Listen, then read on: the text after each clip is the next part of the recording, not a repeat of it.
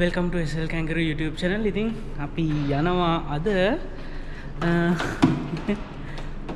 වතුර ගේන්න. යන් එහෙනම්.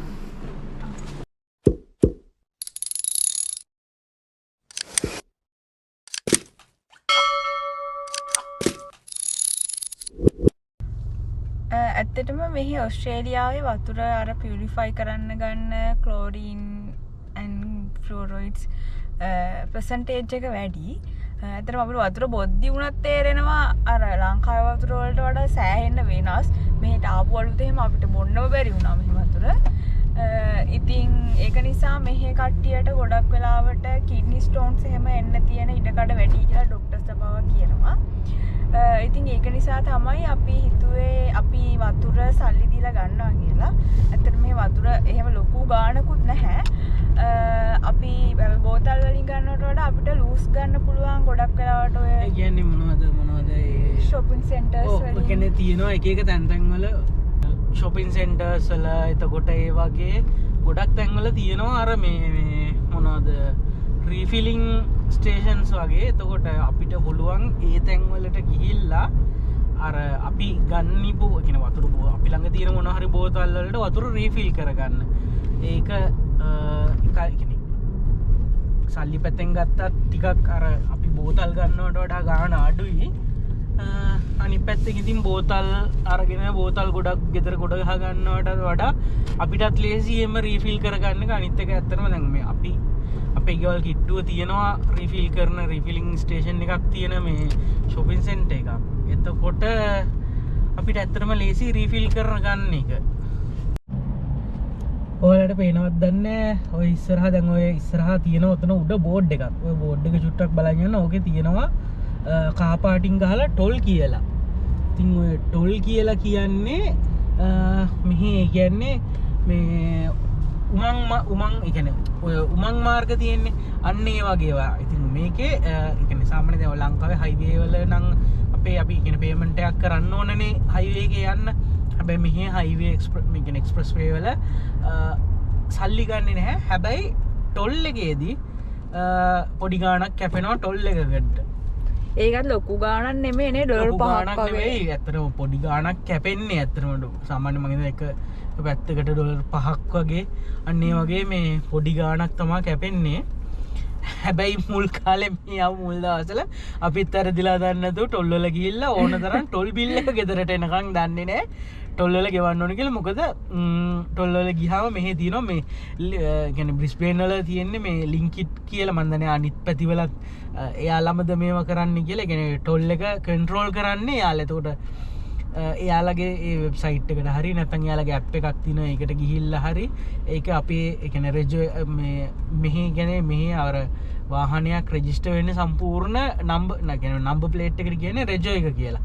එතකොට ඒ රෙජෝ එක ගහලා චෙක් කරාම අපිට බලා ගන්න පුළුවන් හැමදේම කියන වාහනේට මොන හරි දඩ තියෙනවද රෙජෝ ඒ කියන්නේ රෙජෝ එක කියන්නේ මේ වාහනේ ආදායම් බලපත්‍ර කවද්ද එක්ස්පයර් වෙන්නේ ඒ වගේ හැමදේම අපිට රෙජෝ එකෙන් බලා ගන්න පුළුවන්. ඉතින් මේ විදිහටම රෙජෝ එක ගෙහුවම අපිට බලා ගන්න පුළුවන් ටොල් එකේදී ටොල් ගෙවන්න තියනවද අපිට මොනවා හරි ඒ දේවල්.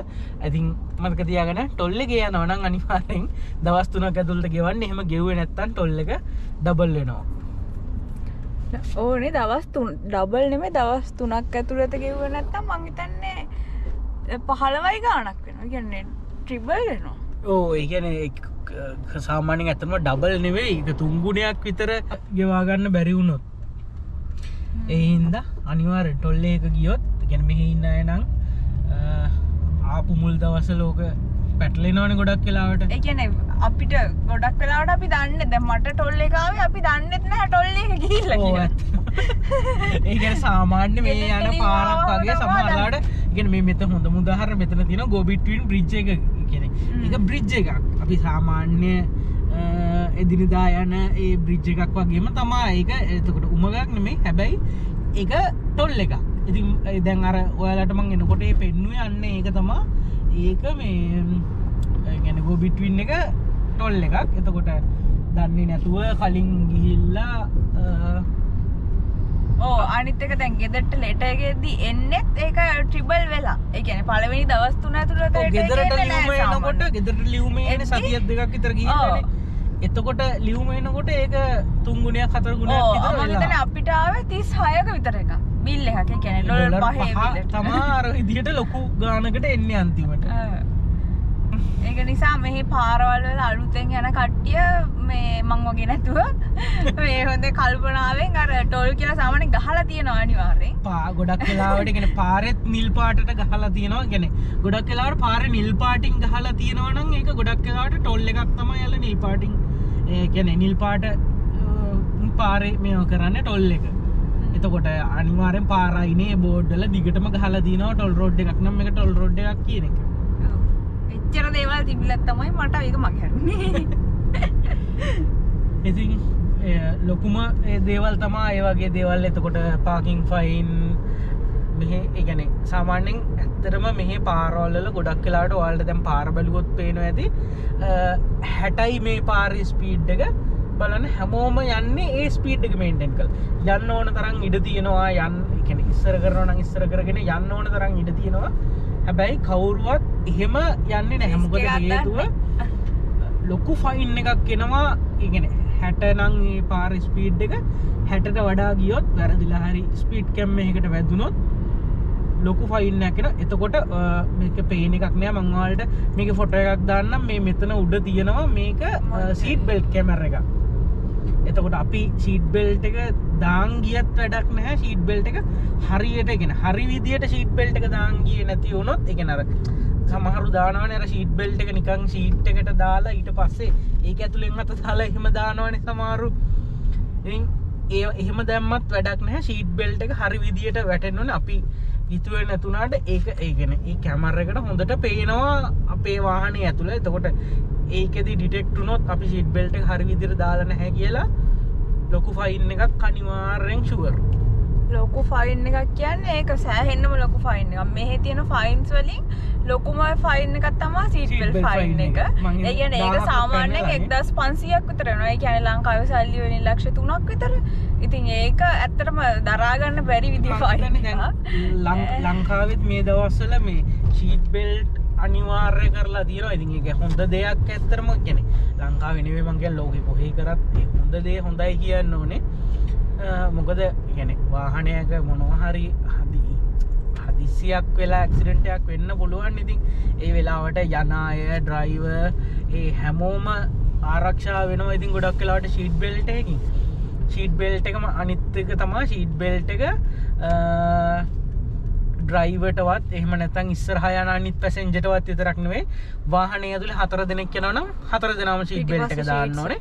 5ක් යනවා නම් 5 දෙනාම ෂීට් බෙල්ට් එක දාන්න ඕනේ. කියන්නේ පිටිපස්සේ 3යි ඉස්සරහා 2යි 5ක් ගියත් 5 දෙනාම ෂීට් බෙල්ට් එක දාන්න ඕනේ. අනිවාර්යෙන් මැද කෙනා පවා ඒක අර එනවනේ අර කියන්නේ මැද කෙනාට එන්නේ අර මේ ෆුල් ෂීට් බෙල්ට් එකක් නෙමෙයිනේ අර පොඩි අර මෙහෙම ඇඟට දානවා වගේ කියන්නේ බඩ මැදින් දා ගන්නවා වගේ පොඩි ෂීට් බෙල්ට් එකනේ. ඒක පවා අනිවාර්යෙන් දාලා තියෙනවා. මොකද මෙහි කැමරා වලින් ඒකත් ඩිටෙක්ට් වෙනවා.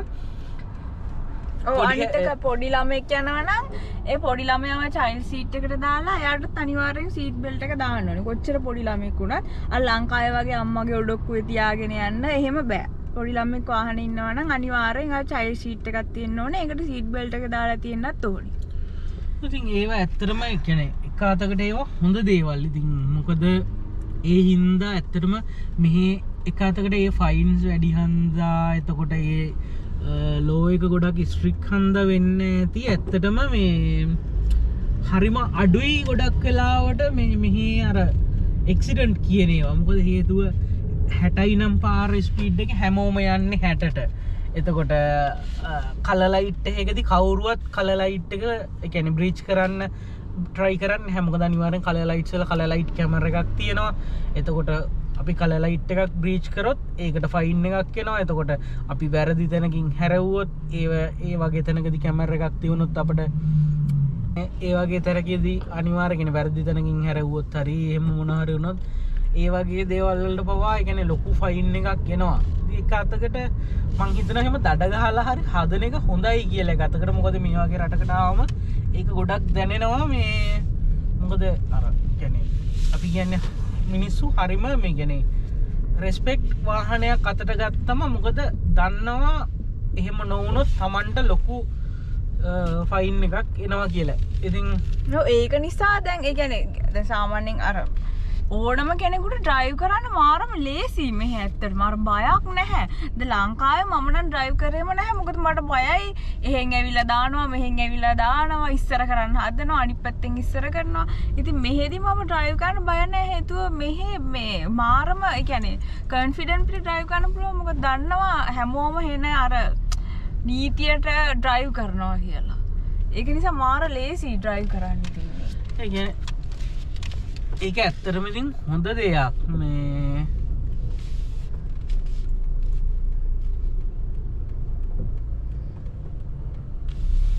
ඉතින් ඔන්න අපි කතාවෙන් ආවා shopping center එකට. දැන් ඉතින් වාහනේ පාක් කරගන්න පාකින් ස්ලොට් එකක් හොයාගන්න ඕනේ. ඊළඟට තියෙන වැඩේ ඒක තමයි.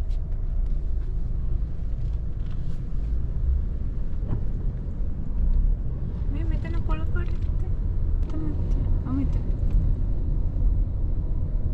අතන කැමි ගා නාතනනේ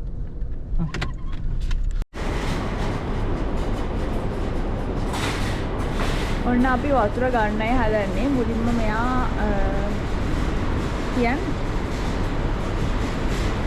මුලින්ම මේකට තල්ලි දාලා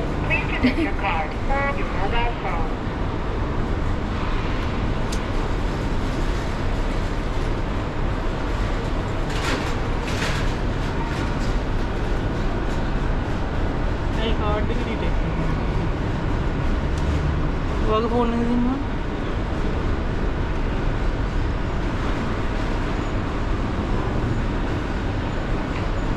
ऑथराइजिंग हरी माबूर ඉතින් හරි ඊට පස්සේ තියෙන්නේ මේක ඇතුළට බෝතලේ කියලා වතුර එක පුරව ගන්න.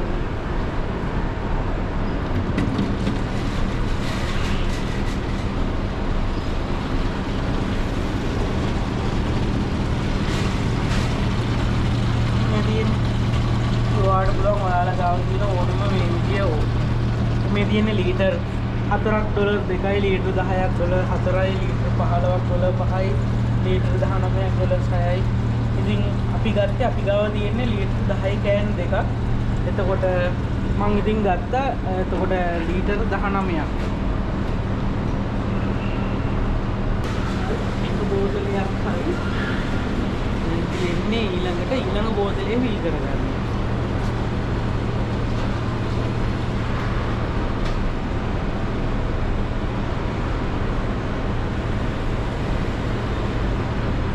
මෙතෙන්ට ආවම මෙයා අනිවාර්යෙන් දඩයක් දානවා. දැන් මෙයා යනවා ඒ දඩේ දාගෙන එන්න. කලමාරි ප්‍රයිස් යන ගමන් ඔයාලට පෙන්නන්නම් ඒක කොහොමද කියලා. ඔයා ගිහලා එන එක දාන්නේ.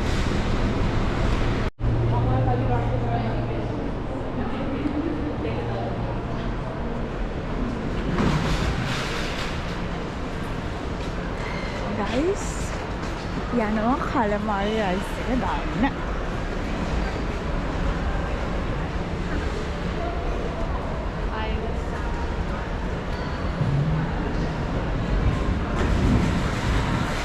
මේක මාරම ලොකු shopping center එකක්. ඔයාලට පේනවා ඇති තට්ටු ගොඩාක් තියෙනවා.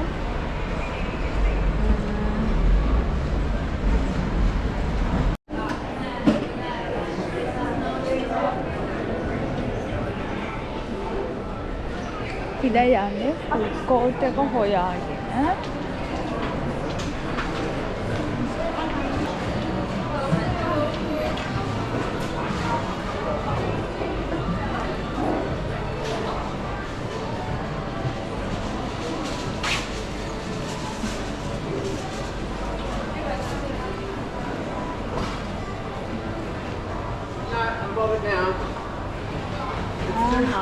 මේ තියෙන්නේ මගේ කලමාරි රයිස් කඩේ.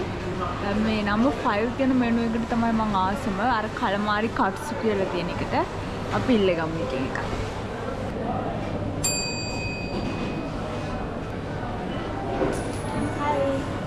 Can I have that number 5 menu, calamari rice? Calamari katsu? Yeah. Yeah. Medium or Large large? one. Large one? Yeah. That'll be $15 for the treats when you're ready. Thank you. It will be around 3 minutes. Yeah. Thank you.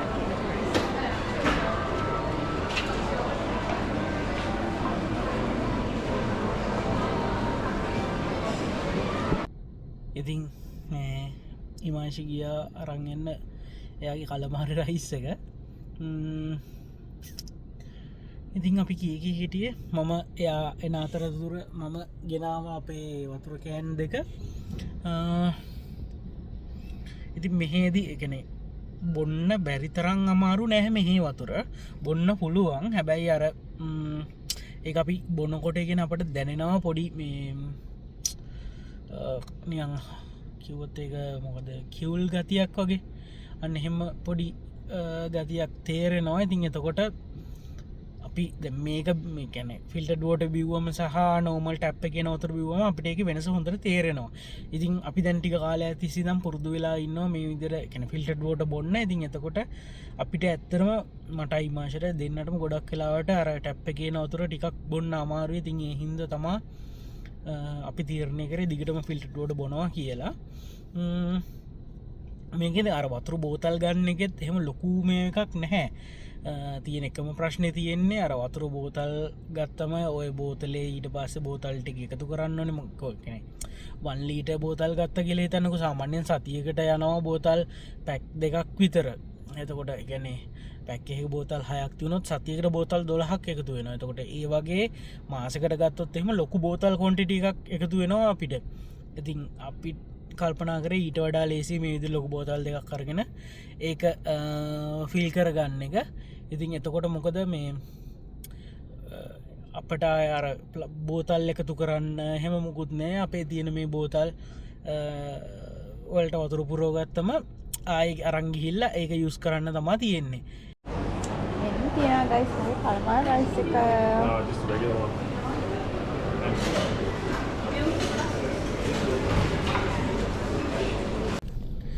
ඔයාලට පේනවද මෙන්න මෙතන තියෙන මේ තියෙන්නේ චුරි රතු පාට පොඩි බල්බයක් වගේ.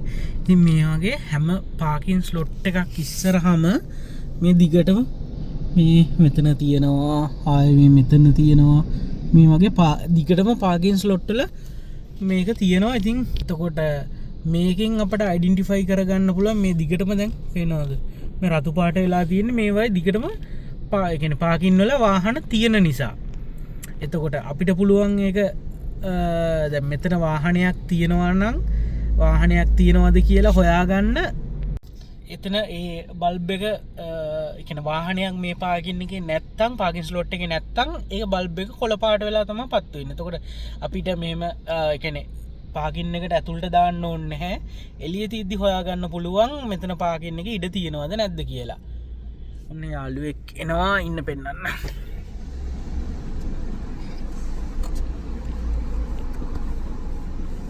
මේ යාළුව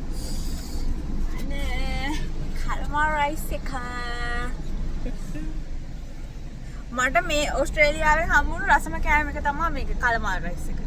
අනිත් කෑම වල එක්කොලුම් හැබැයි මේක ඇත්තටම ඕස්ට්‍රේලියාම් එකක් නෙමෙයි මේක මේ මොකද වියට්නාමීස් හරි තායි මං හිතන්නේ. ඕ මෙන්න මේ ග්‍රේවි එක මාරම රස. මේ සැලඩ් එකක් වගේ තියෙන එකත් රසයි. මම මාරම ආසයි මේකට. හරි එහෙනම් අපි දැන් වතුරත් පුරව ගත්තා. එහෙමනම් ඉතින් අපි අදට ගිහිල්ලා එන්නම්. ඉතින් මෙච්චරලා වීඩියෝ එකත් එක්ක එකතු වෙලා ඉඳපු ඔයාලා හැමෝටම ගොඩාක් ස්තුතියි. ඉතින් එහෙනම් යන්න කලින් මතක් කරනවා channel එක subscribe කරන්න අමතක කරන්න එපා. ඉතින් දිගටම මේ වගේ ලස්සන වීඩියෝස් එක ඔයාලා හම්බෙන්න එනවා. එහෙනම් ගිහිල්ලා එන්නම් අදට හැම කෙනෙක්ටම සුබ දවසක්.